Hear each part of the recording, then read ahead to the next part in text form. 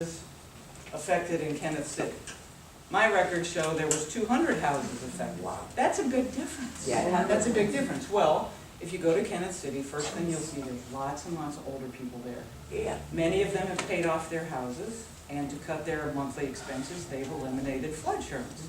The other places, in Kenneth City, a lot of the flood zones are actually the roads. There are areas in Kenneth City that were built where the houses are up, and just the roads are flood zone, because that's where the water runs and it drains on the roads. But because the FEMA map and the property appraiser map doesn't align perfectly, the flood zone didn't lay exactly over the road. Maybe the southern 6 feet of the road wasn't in the flood zone on my map, but the 6 feet of the lot was in the flood zone. So when we just saw the edge of the lot that was by the road in the flood zone, but the house was high and dry with the aerials, we took it out of that count of 200. And we did that along every boundary in the whole of Boone County. Wow. To come up with these counts. Wow. So that no one would accuse me of just trying to make this more exciting or worse than it already was. But the truth is the FEMA counts are too low because they're only counting policyholders. Yes, ma'am. I know the condo situation is questionable, but I do have a question about, I assume that condos on the beaches where the first unit is on the garage level, they don't get hit. Condos on the beach where they are elevated on piling and there is garage in the building, they'll be better off. My question is, do you know if there's going to be a distinction for condo buildings that are on piling, but their on-site rental office is on the garage level? I don't have any You idea. don't know which one? I don't know. My understanding, and everything I'm telling you that I know about flood insurance, I've learned in the last 4 weeks. by reading the same newspaper articles you were reading and then going to find the data. I've asked the Times, the reporter at the Times had been covering this, and he ran some numbers. He put numbers in an article in June that nobody paid any attention to. I didn't even see the article. It said 51,000 in Pinellas County were the bullseye. And I asked him where those came from, and that's where I started. And my numbers are a little different.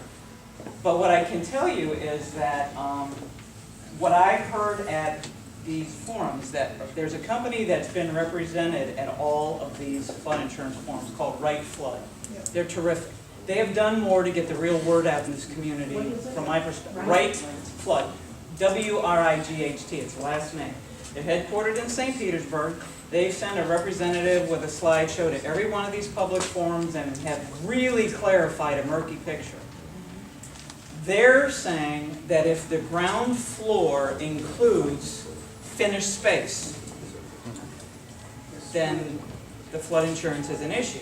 Now, when you talk about condos, what you need to, I've had people who are on the 10th floor of a high-rise building say, oh, well, you know, my value is not going to be affected. I'm on the 10th floor. That's not how insurance works in high-rise. The association gets a bill, and they split it up among the unit owners. But we don't know what those bills are going to look like. Can I piggyback on that? Please do. I have a real-life client in a high-rise on Madeira Beach condo. The floodwaters came up to their garage door, like we were talking. It's all garage mechanical. The waters came up in a summer storm, started a fire in their breaker box room. The fire went up the wires, caused fires in the units on the 9th and 10th floor. That is considered a floodplain because the rising water from the peril that started the fire. So when they're on the 10th floor, they had a fire, they needed flood insurance to cover that. Thank God they had it. Was that the union? Association did. Thank God they had it. Yes, but just to give you, the same with the houses built up, and say, oh, I'm going to have the house when the waters come up. Is that As long as you need, I mean, and I don't want to just wax eloquent if people need to leave. I'll stay as long as there's questions. I have a couple of general questions. Their structure, but to have their contents covered, they have to have their own policy. And it would have had to have been a flood policy? Yes. Even though they were on the 10th floor? Yes, yes. There are also a bunch of condo owners that have their own flood insurance. When you get into the condos that are more like villas, Yes, they have where, it. you know, where it's not the association that buys it. Unfortunately, as the property appraiser, I have no indication of which condos are covered by the association and which condos are covered by the individual property owner, and where the individual property owner covers their own flood insurance, not just their contents, but all their flood insurance they buy, they are already under these rules that are in effect, just like they were single-family residents. And I don't even know which ones they are. Yeah. I know one association, they already made a decision, one of the owners said that all the ground, they're just gonna pay their own flood insurance. Everyone else is okay. That's gonna be interesting to see if that holds up. Exactly. Hold on. Insurance questions, we'll ask Paula later, while we have Pam, let's ask her. I just wanted to have her repeat that, because I think everybody was talking and she said something that was very important. She was saying that the owners on the 9th floor were not covered for their contents which are your unless they household had belongings. flood insurance, From that fire. from the individual flood insurance. I didn't say that. No, she said that, So- but I don't think people Let's heard stick that. with Pam. So if you have questions on the side, we'll come back to Paula later. I have a client who has recently been given an estimate of what it's gonna be, and so she had an elevation certificate. And she's asking me whether it would be a good idea to have another company come out and do another survey, because it might make a difference. And I don't have any feedback on that. I don't have any feedback on Okay. that either, I'm All right. sorry. I know that if I was a young person starting a career right now, I'd become a surveyor. But I have heard stories from people who, over time, have had different certificates of elevation that are all close but not exactly the same. So I don't know. I mean, unless the surveyor completely got it wrong, it could make a difference of a foot, but I mean, it's not gonna Not take maybe someone that's from multiple -8 I agree. to 0. Yes, ma'am. Apologize if this is an ignorant question, but could you explain that map exactly? Sure, I'm sorry to ask. This is a map that the red areas are areas that contain the houses with the year built that make them be pre-flood insurance rate maps, pre-firm. Those are the houses that all this consternation is over right now, and that are in an A or a V flood zone. So even though, you know, in the middle part of the county here, we have a lot of houses that were built in the 60s and the 50s, that's not a flood zone, so they're not affected, it's not highlighted. This map, the individual dots are bigger than one parcel, because we initially published the map this way, and it was just a little hard to see. People were not understanding this. This, for the snapshot, this gives a better depiction of where the areas are. And the reason we produced it was to show that these are not areas on the beach. Right. And I think that's what people needed to be aware of to dispel this, let those bad old rich people pay. Because that's not who's being affected, the majority of people affected. And that is available on our webpage. But we didn't make that map so you could zoom in and zoom in and zoom in to where you could pick out a dot on your house. Because I don't want people to do that for all the reasons I've already said. That is not where they need to get their information.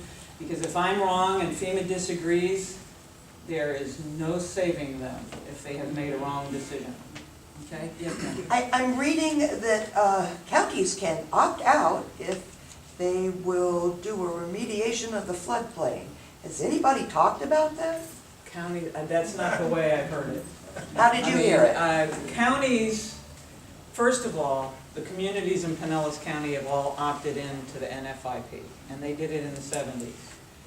And part of opting into the NFIP, the National Flood Insurance Program, back in the 70s was changing building codes and doing different things that would create for your community different levels of discount rate. In Pinellas County, every community has either a 6, 7, or 8 rating. Almost all of them entered the program at its inception in the 71, 72 timeframe.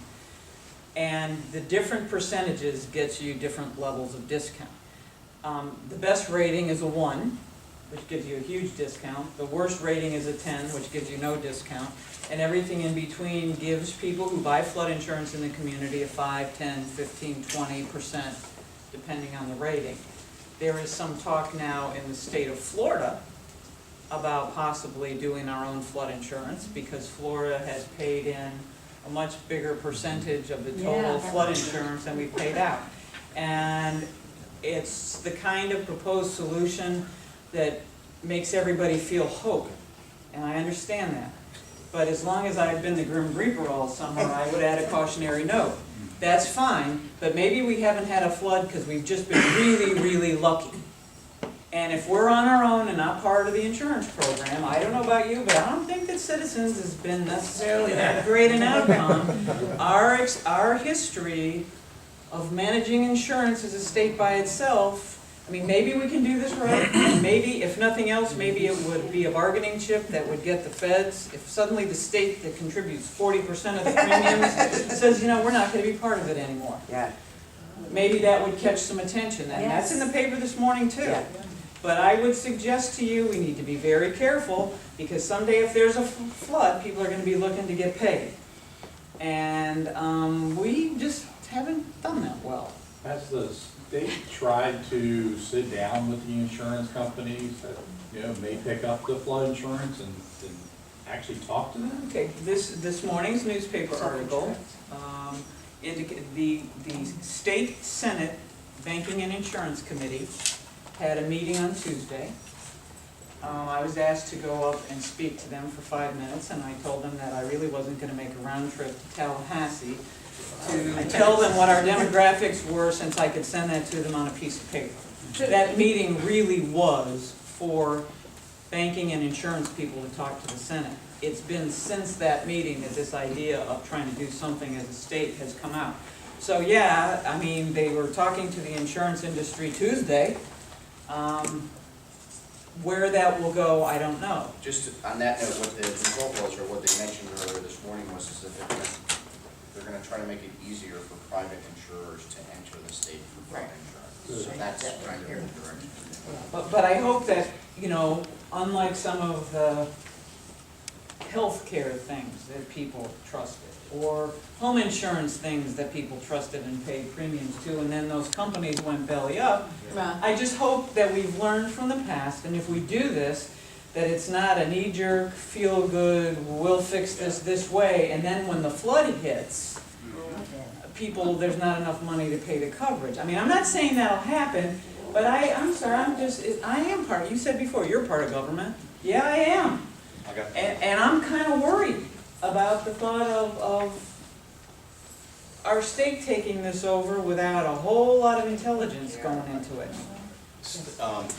Thanks for talking about government again. I'm curious to know how they feel our elected officials have done